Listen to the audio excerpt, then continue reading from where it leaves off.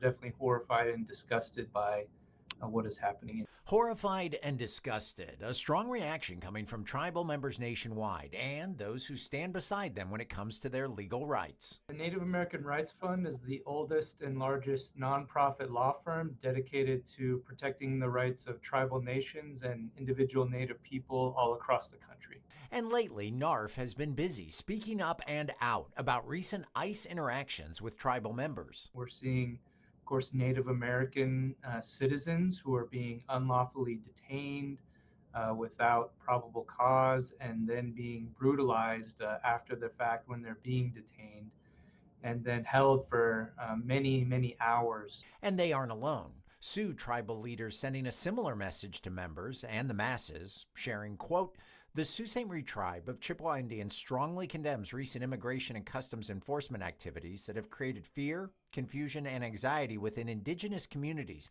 and among minority communities more broadly," end quote. And the Grand Traverse Band, in an advisory to its members, warning of, quote, "practices that have the consequence of including Native Americans," end quote.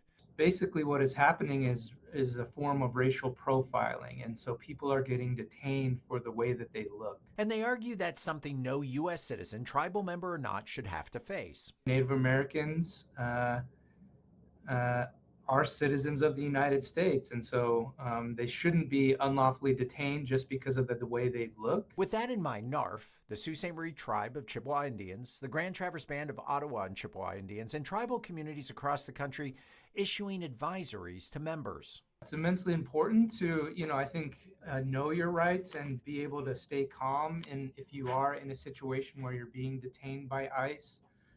So that you can let them know, of course, you are a U.S. citizen. Simple instructions on what is and what isn't legal for an individual or an ICE agent to expect or demand during an interaction.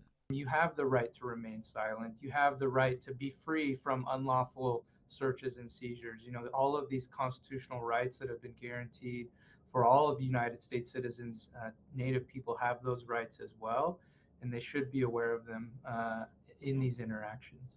They claim it's not about unnecessarily resisting or making things difficult, but rather standing up for constitutional rights guaranteed to all Americans.